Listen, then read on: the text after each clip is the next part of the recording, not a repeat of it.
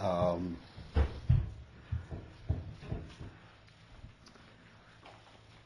it's Parshas Chayey Sorah, as you all know.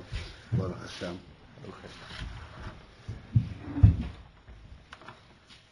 There is an interesting sikha from the Rabbi on this parsha, where the Rabbi asks a very simple question. The parsha is called Chayey Sorah, the life of Sorah. And as soon as you start reading the parsha, you know that the whole parsha is written after Sorah's life. It says how old was she when she passed away? That's the first verse. Seems to be kind of incongruence with the name of the parsha, Chayey Sorah. It's not the life; it's the passing of Sorah.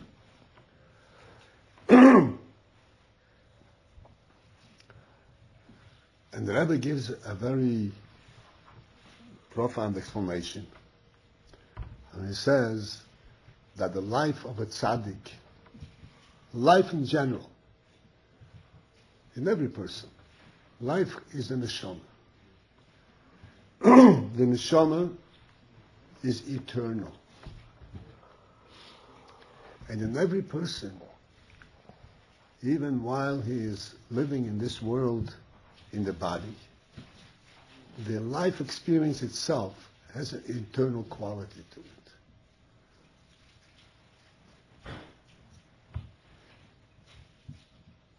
And the life of a tzaddik, really, it's focused entirely on the eternal quality of his life.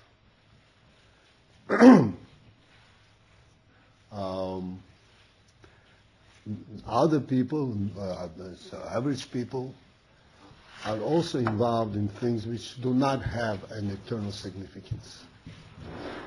But a tzaddik, his whole life is focused on that which is of eternal value. And thus, the Parshas Chayey Sorah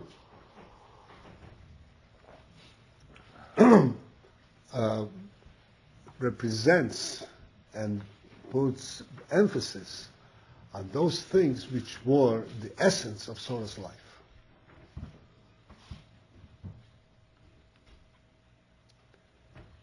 What was the essence of Sorah's life? So we know from the past that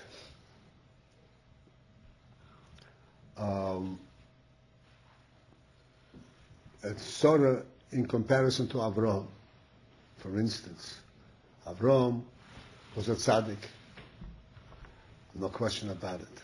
But Avraham's emphasis was a little different than that of Sorah. Avraham, when Hashem promised him that he's going to have a son from Sorah, so Avraham said, I can't imagine to deserve such a thing at this advanced age. And the only thing I can ask is that Yishmael should go in the right path. Lu Yishmael yichi lefanecha. In other words, by Abraham, Yishmael was also a kind of a satisfactory gift, a meaningful gift. Surely he wanted a son from Sorah. But once this was not expected anymore, so he says, I'm just waiting to see nachas from Yishmael, so to speak. And as a matter of fact, when Hashem changed Avram's name from Avram to Avraham, Hashem said to him that you are the father of all nations, not just of one nation, of all nations. Avraham had a universal relationship. And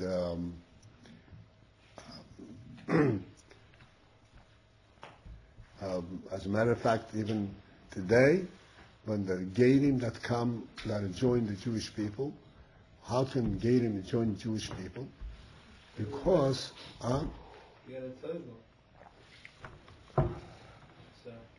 because they are, because Abraham is the father of all the nations. They join the Jewish people, they're called Bnei Abraham.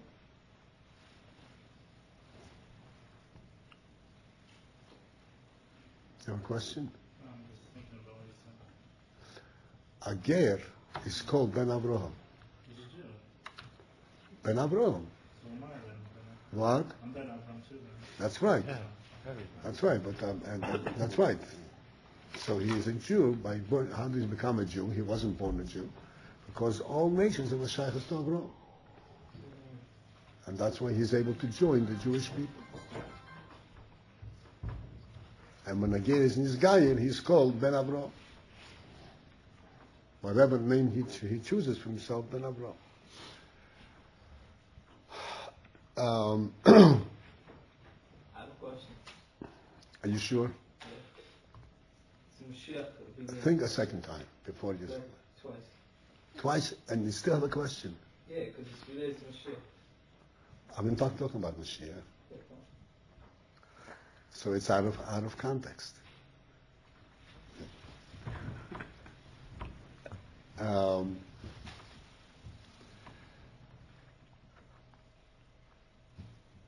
Then, when Yitzchak was born, and Sorah saw that Ishmael and Yitzchak are not proper friends, so Sorah said, we have to make a categorical separation between them. Ishmael has to leave the house. And Abraham was hesitant. Abraham felt bad. Until Hashem said to him, listen to what Sorah says. Because Yitzchak is your real son, not Ishmael. Yitzchak you call it Chazor.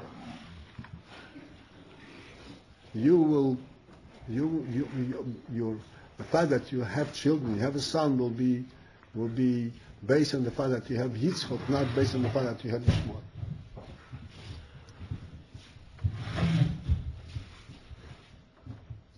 In other words, this was a clear difference between Sorah and Abraham, where Abraham was able to accept everybody, and if Ishmael would go in the path of Hashem, he would be acceptable. Though not the best, but he would be acceptable. But Sorah, she said, no, there has to be a clear-cut thing. It has to be Yitzchak and only Yitzchak.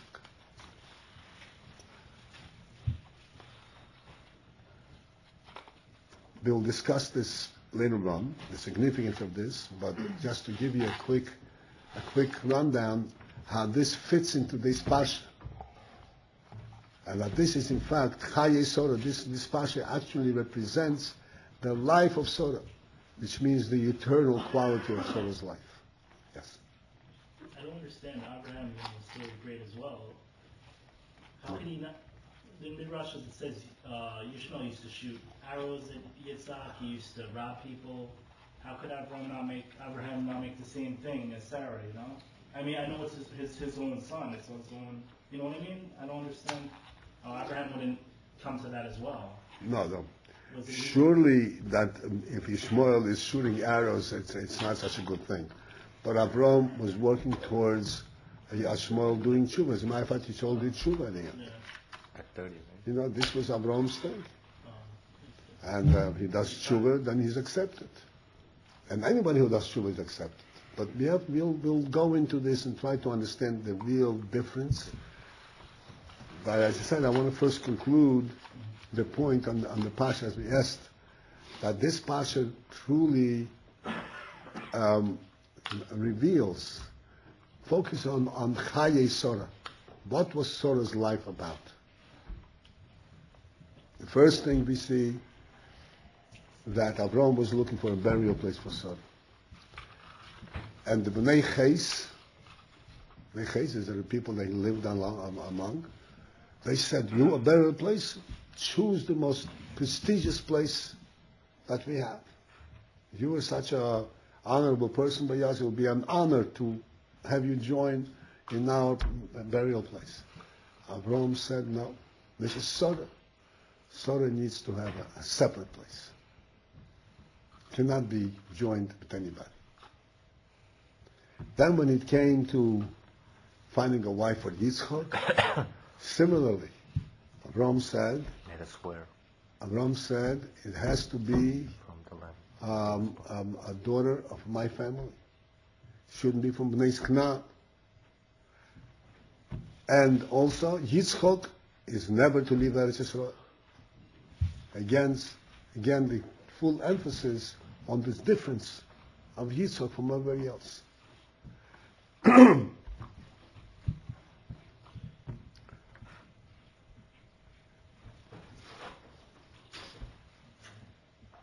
Then, afterwards, at the end of the Pasha, when Avraham, when it was the last days of Avraham had other sons from Keturah, which they say, Rashi says was also Hagar. He had other sons. Before Avraham passed away, he sent them all away. I don't know if you learned this yet. Maybe last year, you'll learn it now soon. Avraham sent them all away from the house. Now Yitzchak ben, he sent them away from Yitzchak, which is again the effect of Sorah's influence. When did you send them away? When? Before he passed away. Before Aaron passed away. Right. I heard that it's like he sent them with mysticism, gifts. Well, you'll learn about it. He says Avraham gave him matonis, so there are all kinds of explanations what kind of matonis, gifts did he give him. But the point is he sent them away from Yitzchak to separate them so that Yitzchak's uniqueness is not mixed with anything else.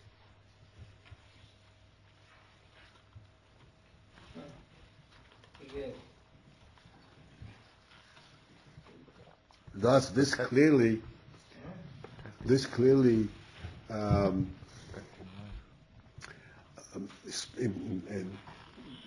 makes a clear emphasis on Chayey Sorah. That's what the passage is called, Chayey Sorah.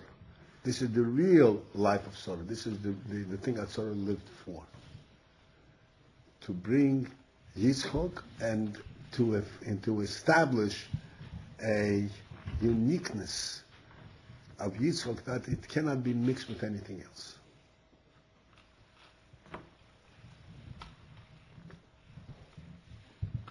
What is behind this? What does it mean that Yitzchak cannot be anything else? The fact is that we learned in Pashas Lech Lecha, it says that when Avraham took off, went away from Ur Kasdim, from Choron, when Hashem told him he should move away from his father's home. So it says that Avraham and Sorah, they both had nefesh, they both had people that they have a Megayir. So Sorah also was engaged in Chabad housework, in Mifsoy. She also was Megayir. Sorah, Avraham Megayir is Hanoshim, Sorah Megayir is Hanoshim. Sorah did not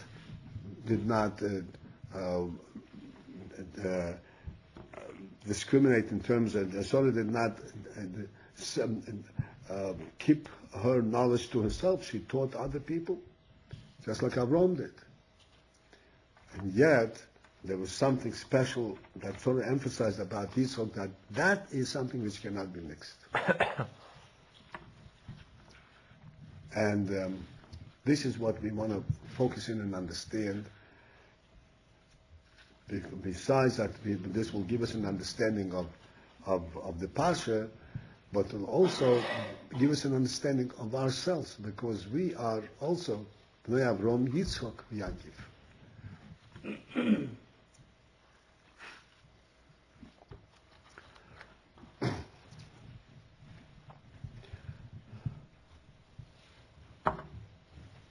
The difference between Yitzchak and Bnei Yisrael, the Jewish people, as a whole, and all the other people in the world, is, as it says right away in the beginning of the Chumash, Rashi B'Zan Bereishis, Beis Reishis, that there are two things in the world that are called Reishis. The word Reishis means the starting point, the beginning.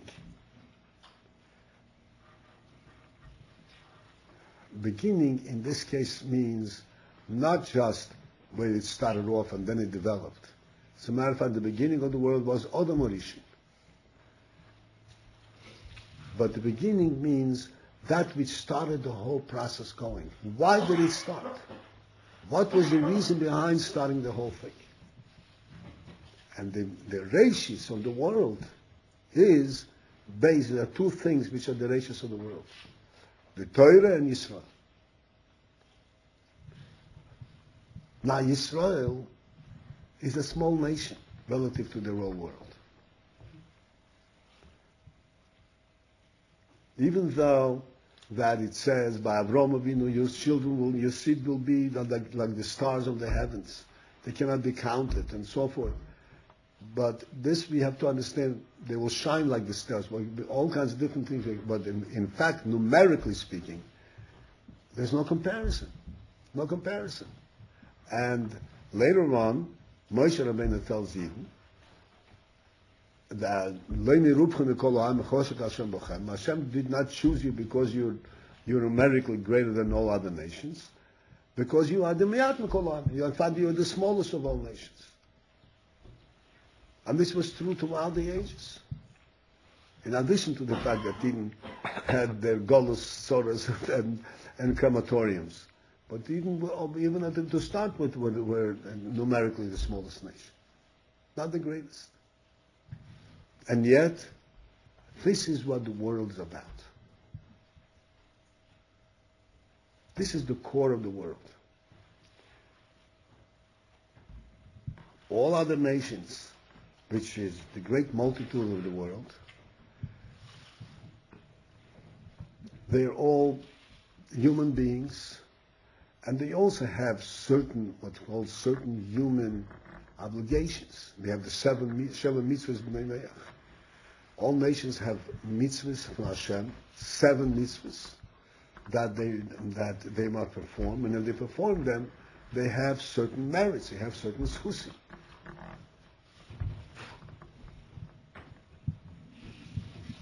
But this is not in the same line and not in the same quality and value as the mitzvahs of Bnei Yisrael. And what is the difference? The core difference is the mitzvahs of all the nations, the 7 mitzvahs, effectively they prescribe a proper mode of conduct in life that will maintain normalcy and security and well-being in the world. Without that, the world falls apart. The world gets destroyed. Like we explained when the Mabul, when the Mabul came, and it says the Mabul came on account of the fact that people were dishonest with each other, were robbing, and they were, that was benodam l'chavevi essentially. Interhuman relations fell apart. So the question is, if a person robs, commits a sin of robbing and stealing, does he deserve to get killed? There's no such thing in the Torah. You don't kill a robber. So why did the Der HaMabul get flooded and destroyed? And the answer is, it's not specifically a punishment for one sin or another. It is that the world was no longer a viable world. All boundaries and all rules of life fell apart. So there's no world. And Hashem, there's no world, and He wipes it out. The 7 mitzvahs of Bnei Noach, effectively, those principles that maintain normalcy in the world.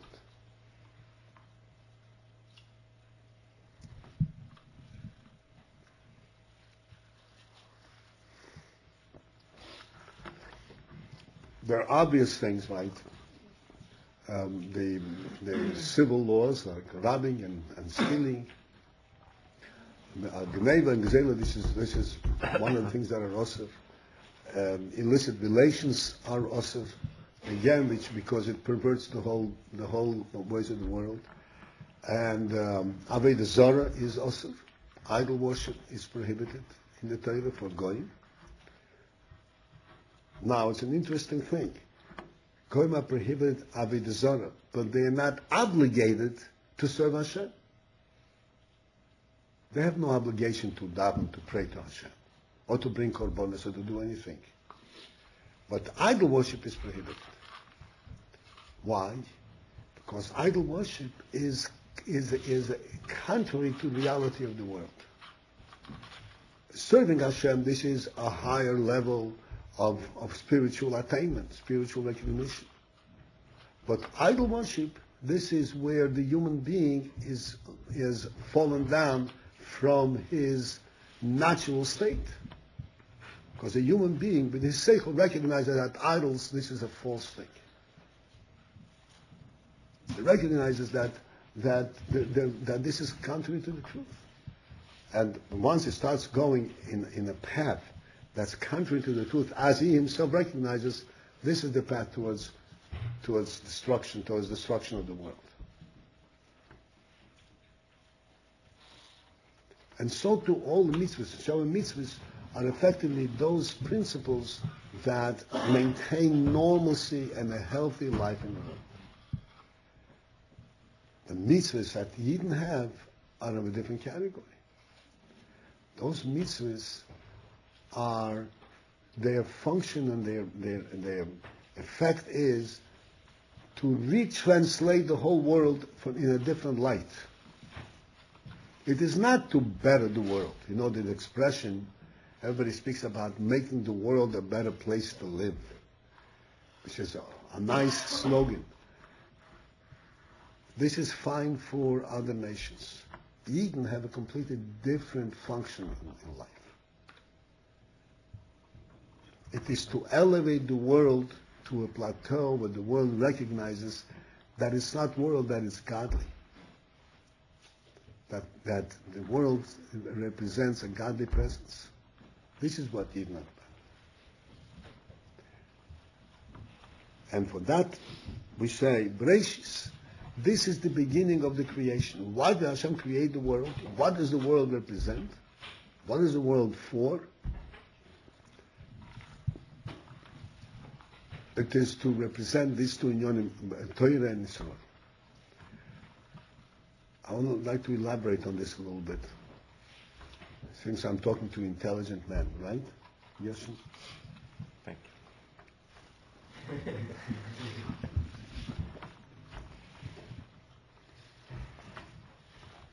We all understand, we all believe that Hashem created the world, which means that prior to creation, there was only Hashem. You all know, Hoyehu Shmoi, there was only Hashem. Then Hashem went and He created the world. And the world is an entity that does not have a true existence of its own. It has to be maintained all the time, as you learned in time. It has to be maintained and created every second. Otherwise, it doesn't exist. In other words, the world is essentially a lie. Right? It exists, but it doesn't exist. That's not a lie. Right? Essentially a lie. Lie is something that's never, it's not there. It says essential. It's essential. You'll understand in a minute. It exists. Its apparent existence is because we don't see the truth. That means it conceals the truth, and that's why it exists. But on a true and essential level, it doesn't exist. It has to be created all the time.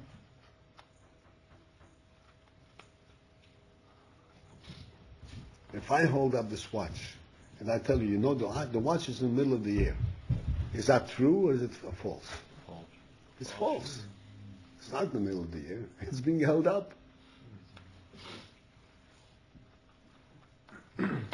So the world exists, but it exists only because we don't see the hand that keeps it up.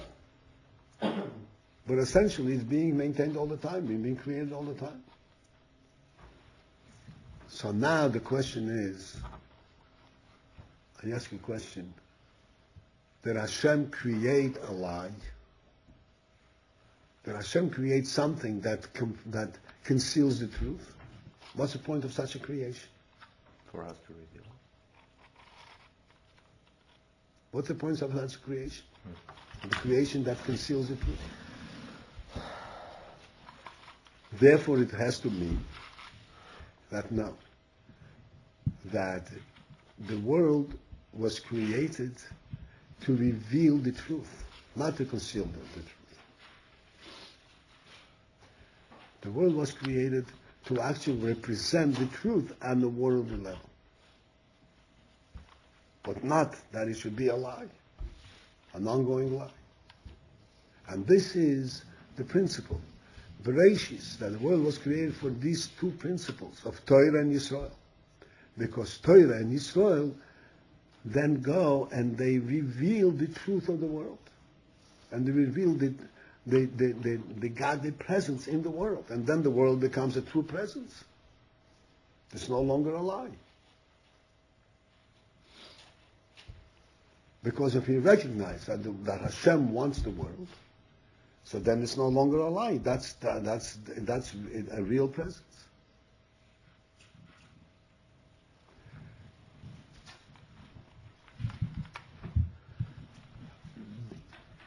This principle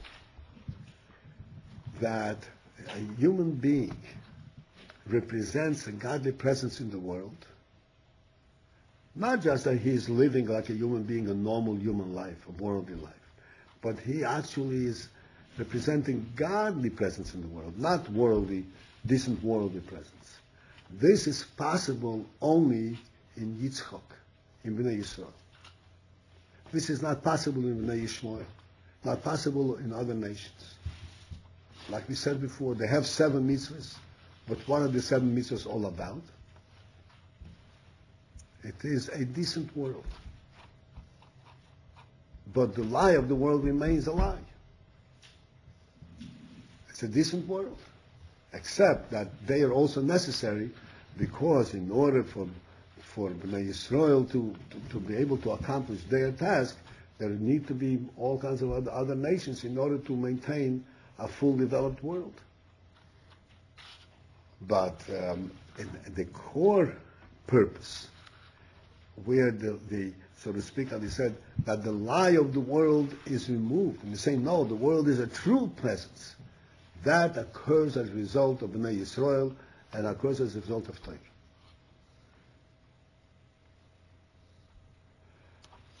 And this is what Sorah recognized.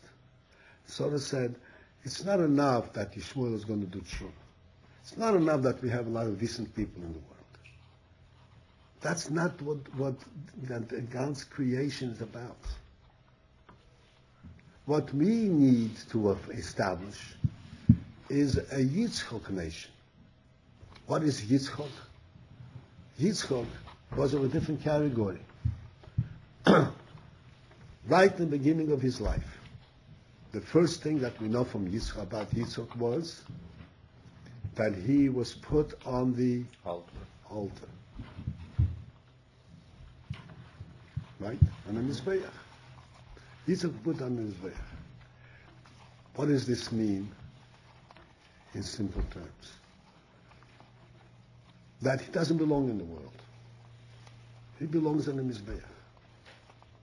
Right? He's on the Mizbeach. He's shechted, burned, given back to Hashem. Then he's taken off the altar, brought back into the world. But when he's brought back into the world, he's brought back from the altar. That means that his purpose in life is now to represent Hashem in the world, not just to be a member of society, a member of a part of the world. This is Yitzchak. And as we said, Sorah recognized this, and Avram recognized this too, but Sorah said that this is the only thing that we are here for. And this has to be separated from everything else.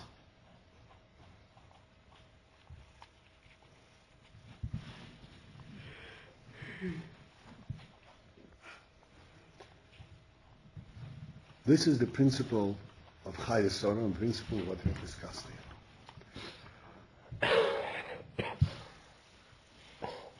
Taking this and translating this, bringing this back home to ourselves, to understand our own life, to understand ourselves.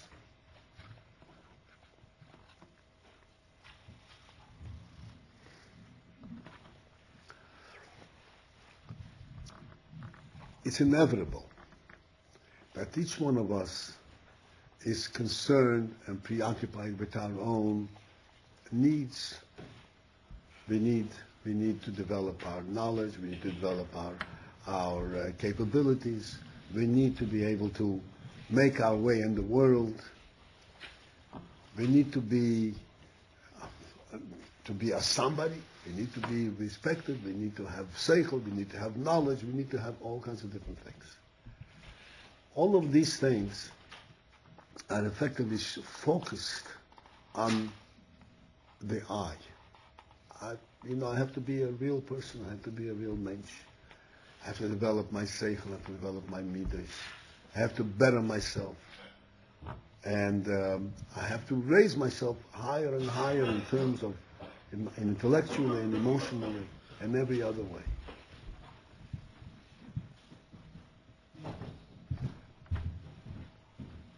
This is all fine and good. But we have to understand, this is only really the beginning of a person's life. This is not where a person participates in the godly creation. This is where a person lives his own life. Lahavdil, and I'm saying lahavdil with emphasis, Goyim also want to develop themselves. And they go to school and they become knowledgeable in all kinds of different things, even philosophy, whatever it may be. It's all focused on developing the individual and having a productive and interesting life. We, Eden, have a different perspective on our lives. I'm sure you won't mind if you give him a little bit. Hi. I'm listening. You're listening, good. We didn't have a special something around. All right. Emphasis. Okay, good.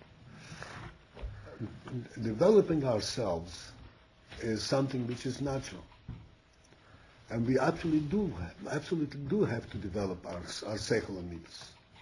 Hashem gave us koiches, gave us intellect, gave us emotions, and gave us all kinds of talents. We have to develop every one of them. Shouldn't let it go to waste.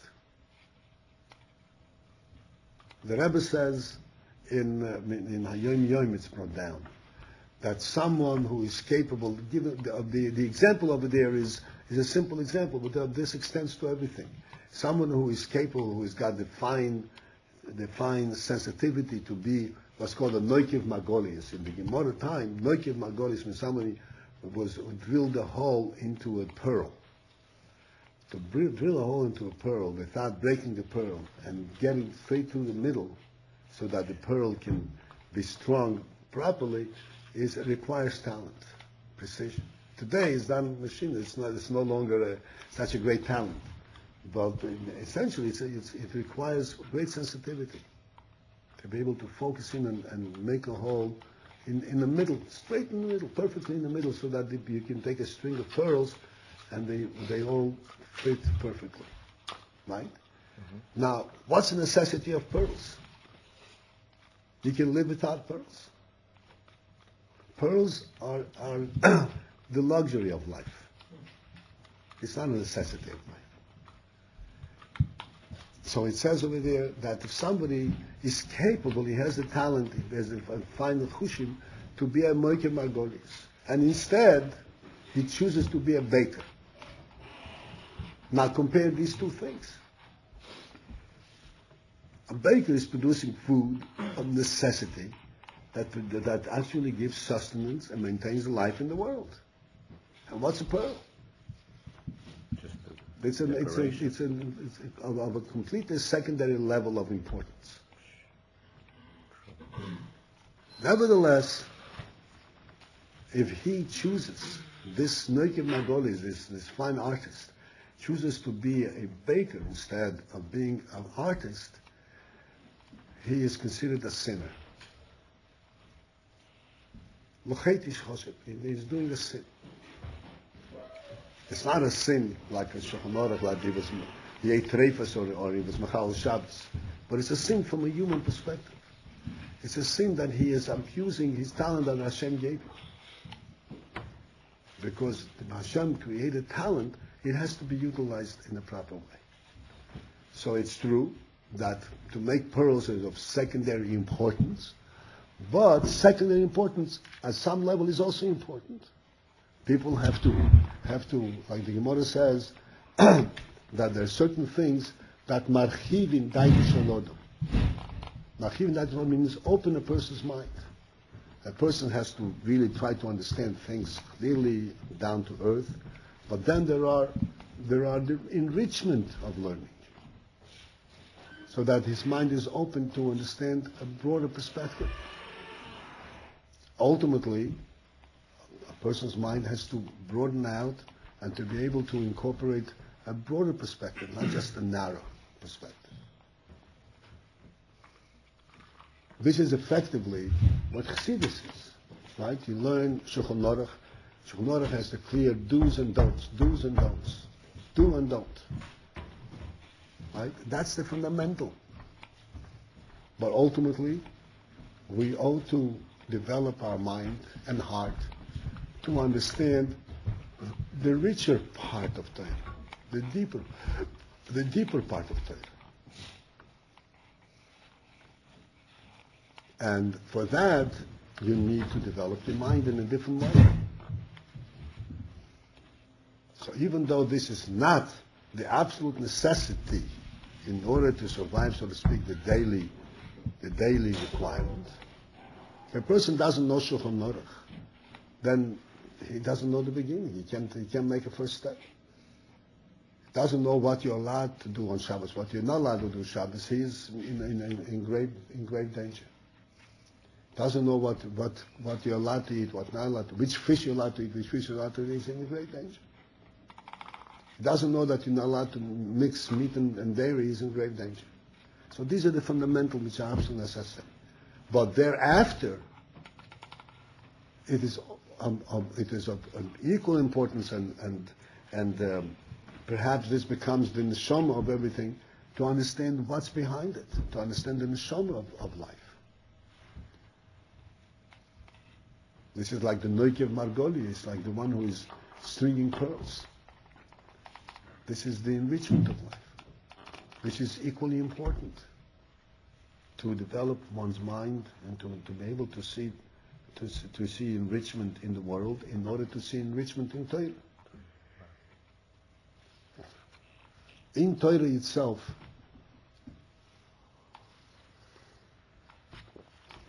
there's the Shulchan Aruch.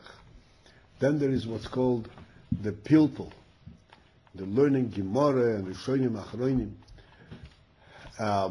with aiming at verifying the halacha, ultimately coming to a conclusion of halacha. And then there's an aspect in Torah, what's called Yagdil Torah v'Yadir. Yagdil Torah v'Yadir means to increase Torah and to beautify it, where you're learning things which do not have a consequential conclusion that has to do with a practical question. It's a do and a don't. Just conceptually. and there are no practical ramifications of it. That also is part of Torah. On the contrary, this is called Yagdol Torah v'Yadir, the increase in the grading, the increase in Torah and purification of Torah. Huh? Which part of Torah is it?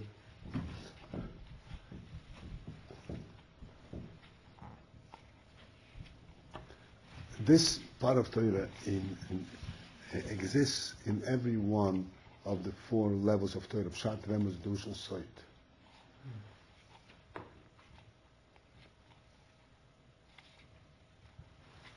Rashi brings down, you'll see soon, Rashi brings down that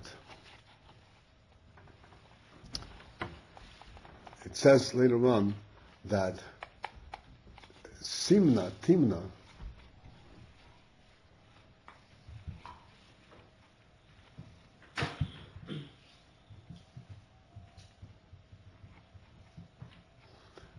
hoise pilegish le'elifas ba'nesim.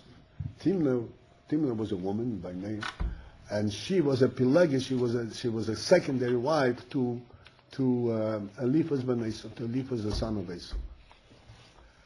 Okay. So Rashi says, what is this pasuk telling us?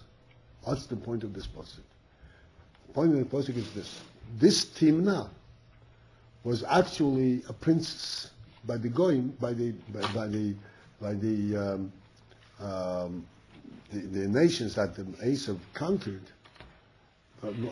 She was a princess, and then this princess went and she married. She became a secondary wife to Eliphaz. It seems like a big step down. A princess, you would think she would marry royalty. She went and she became a secondary wife to Eliphaz. So the Torah tells us that Abraham was so respected and so valued in the world that a princess would rather be a secondary wife to Eliphaz, a descendant of Abraham, than to be a princess in a Goyish court. The same thing Rashi brings down that Hagar, she was from Mitzrayim. Hagar, Shivcha Sorah. She was from Mitzrayim. How did she end up by Sorah? When Abraham went down to Mitzrayim, Hagar was actually a princess, Bas Pave. And when Abraham was in Mitzrayim, they all recognized, Paro recognized who Abraham was. He said, you better go with them. It's better you should be a shivcha in that house than to be a princess of Eve. What does that do in practical terms? What does that tell us? How does that change what's kosher and what's not kosher? What's permitted? It doesn't go into Shulchan Aruch at all. There's no way it ends up so to speak, in Shulchan Aruch. This is called Yagdol Torah v'Yadir, to understand the full ramifications of Torah, ramifications of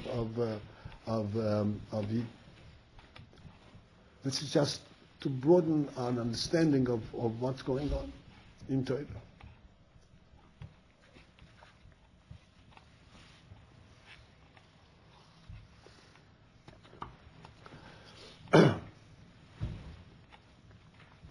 Okay, so coming back to this thing, I started talking about the pearl stringer. The point is that while we each have our individual obligations, as I said, towards developing ourselves and growing and preparing ourselves for life in the world and so forth, at the same time, we also have to recognize the greater and the more fundamental and truer significance of our lives. We have to understand that every Yid, this says in the Torah, Bereishis, Boro Elokim Hashemayim v'Zoretz, Beis Reishis, that the world was created for these two principles, for these two principal truths in the world, Torah and Israel. This applies to every individual Yid. What's Yisrael? I'm sorry? What's Yisrael? The second thing you said. Torah and Yisrael. oh, Yisrael. I'm sorry. Torah and Yisrael. This applies to every individual Eid. Every one of us, we have to recognize and reflect and recognize that to be a Ben Avram Yitzchak or Yankiv, to be a Yitzchak, is not the same as being a righteous Yishmael. Yishmael who did Shuvah, as you learn later on.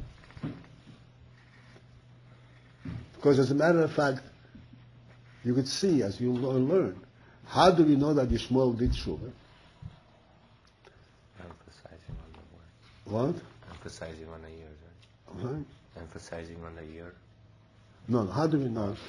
We know how Yishmael did Shuvah because when it comes to Avram's burial, so it says, Vayikbor Ha'isa Yitzchak v'Yishmael Bono. That Avram was buried by Yitzchak and his son, and Yishmael his sons. Yishmael was 13 years older than Yitzchak. So Yishmael could have claimed priority. He says, I walk first. And yet, Yishmael recognized, no, Yitzchak has to go first. That tells us that Yishmael did Shuvah. Which means that Yishmael, after doing Shuvah, and his Shuvah consists in recognizing that Yitzchak is in a different category than he is. Wow. This is an important principle to each one of us. We have to recognize and reflect. Yes, as I said, everybody has to develop their own kush. And we have to be decent people. And we're not allowed to be stupid. We're not allowed to be mixed up or out of context. We have to be developed and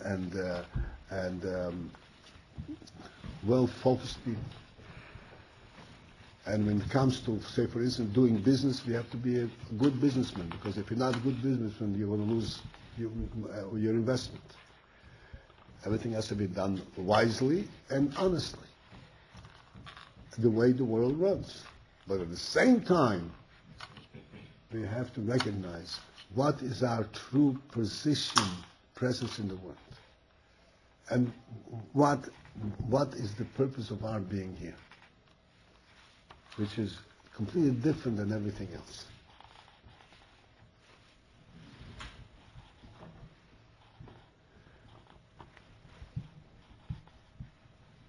I want to take this discussion a little bit deeper.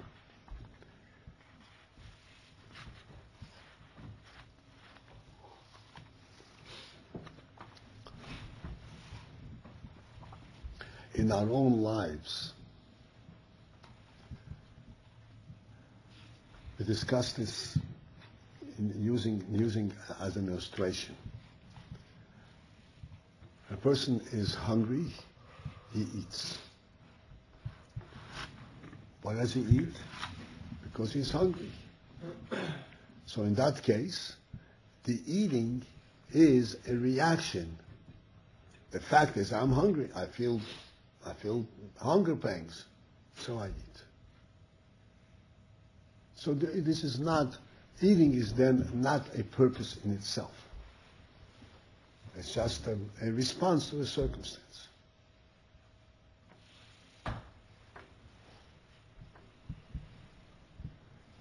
That way, a person eats just simply being aware that I'm hungry and I'm not comfortable and therefore I have to eat. A person can go through a lifetime and be perfectly healthy and not think of anything else. We are required to go a step further. We are required to understand that a life, let me just step back a bit, in this manner, that if I eat, I'm healthy, that means, if you think about it, think with me, it means that I'm never really focused on recognizing that life is of significance. Life becomes a secondary afterthought, effect. Because I'm eating in order to prevent hunger pains, so I'm going to be healthy, therefore I'm living. So the experience, the life itself is not being pay attention to. That becomes an inadvertent, and what inadvertent means, unintentional result. I never thought of it. Never thought of it. I thought of comfort. I didn't want to be hungry. I didn't want to be tired. So I did everything. The fact that this brings me health and this gives me a life, never even paying attention to it. What's life for? The main thing is I shouldn't be hungry.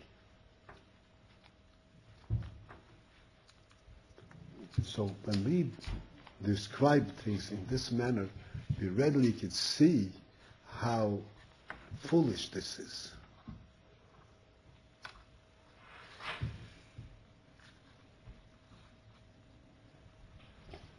There is a story that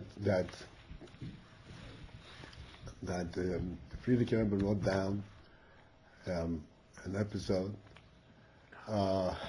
which I presume that you read about it or you heard it, but I'm going to repeat briefly.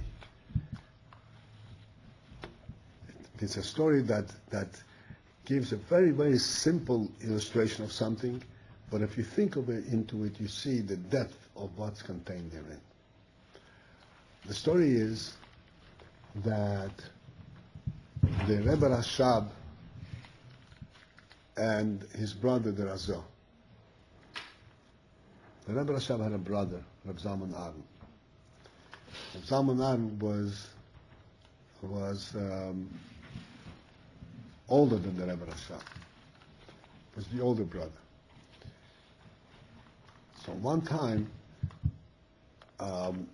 they were children, and they debated between themselves, what is the difference between a Yid and a Goy Lahak? The two children, they were debating among themselves, between themselves.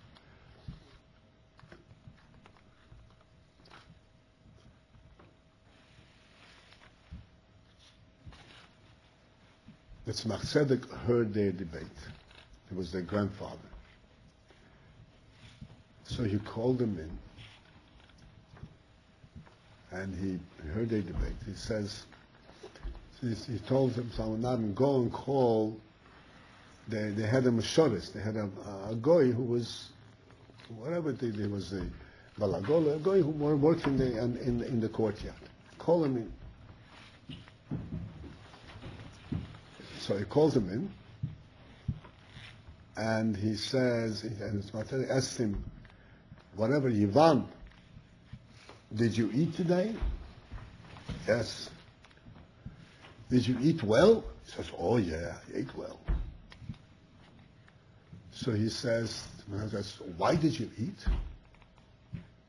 So he says, so I can have so I can drink broth, I can have some vodka. I can live and have some vodka. That's what he answered. So Tzemach said, okay, you can go. Then he told them, go and call a simple Yid that also worked in the Ibn Reb. Very simple Yid who worked in the house. So Tzemach calls him in, asks him exactly the same question. So he says, I don't remember his first name, Reb Hersh, did you eat today? He said, yes. He says, did you eat well? This made well with me. Baruch Hashem, I'm not hungry. Why did you eat? So that I can live. Why do you want to live? So I can say Kapitel Tilim, I can learn a Pasha Chumash.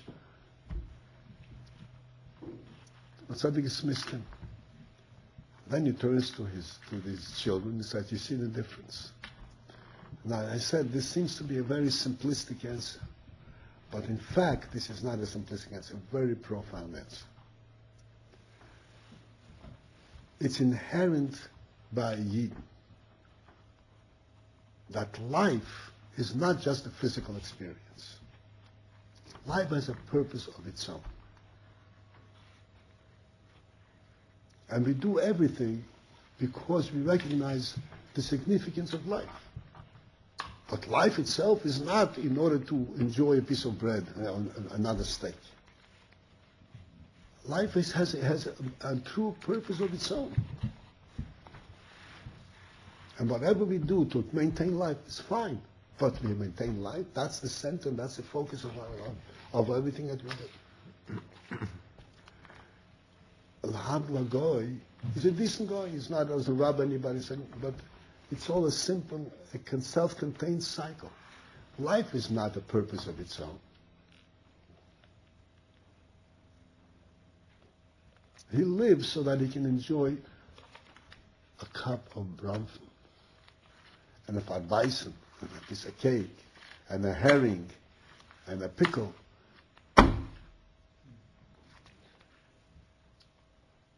He eats so that he would live, and lives so that he would eat.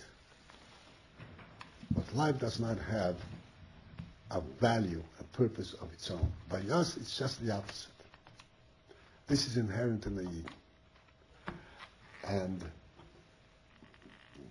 I believe that this is of great significance. It doesn't have to be a high madregas. It's great significance for each one to maintain a cognizance, a vivid recognition of who we are and what we stand for, what our lives are about.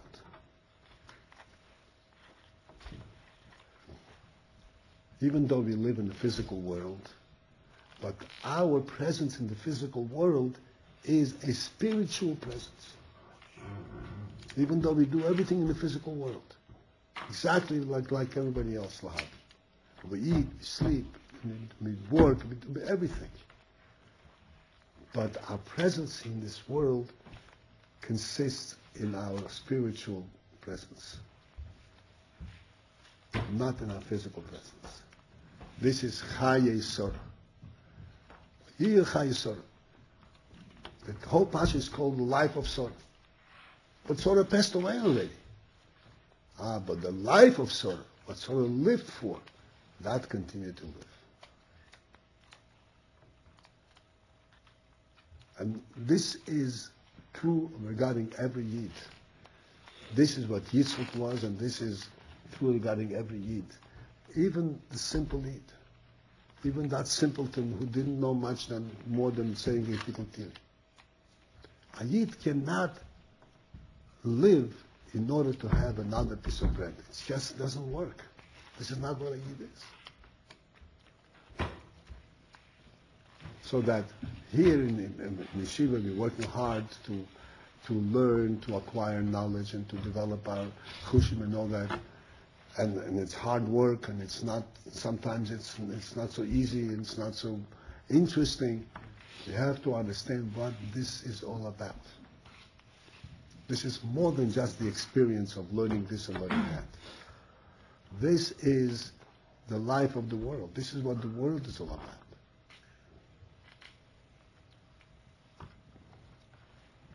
We, Eden, relate in all our activities, not just to ourselves. Who am I? How am I doing? We relate to ourselves as being the life of the world. What is the world about? That's what we are about.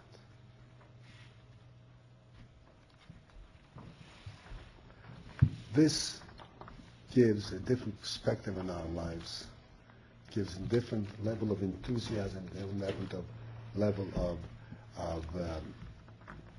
inspiration in everything that we do. The smallest thing that we do has an infinite significance. Not the momentary, an infinite significance, but because this brings life into the world.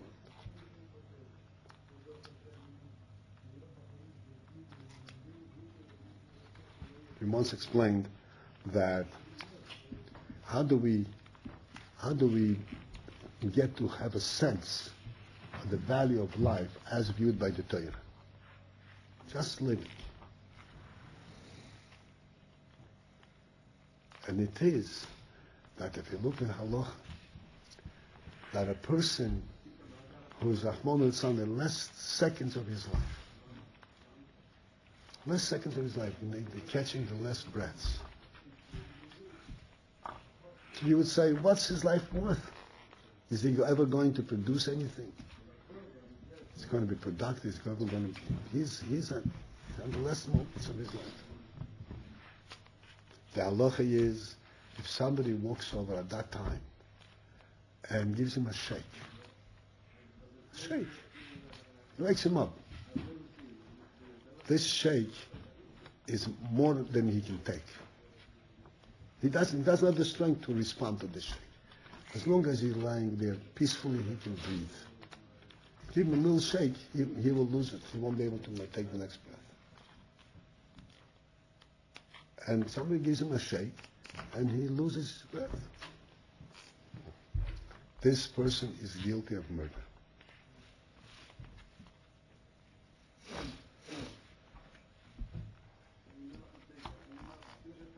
Hoirig nefesh. It's called a hoirig nefesh. Because we do not measure, we have no measure for life. We have no measure for life. Life is the godly eternity in the world.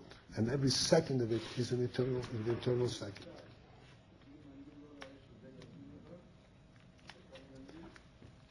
This is the meaning of our lives.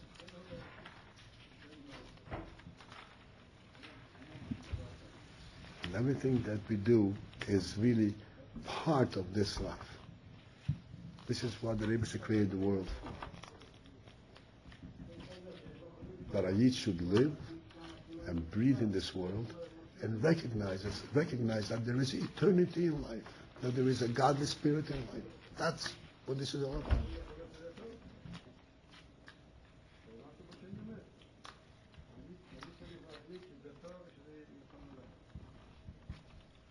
I believe that if we reflect on this, from time to time, the more often we reflect on this, the better. We will have much more, we'll have a continued inspiration to do what we need to do. Not to lose a moment, not to waste our time. Maybe should be matzliach, each one of us here and everywhere, to utilize our every moment and to live like a Yid all the time. To understand that life is a godly presence, not a physical and worldly presence. And Rebbe was here to do mitzvahs with achayas and learn Torah with achayas and have Yirah Shamayim. And then everyone will be matzliach, the Rebbe will send hatzlochet everyone, each one of us here, to be matzliach in their lives and everything. Amen.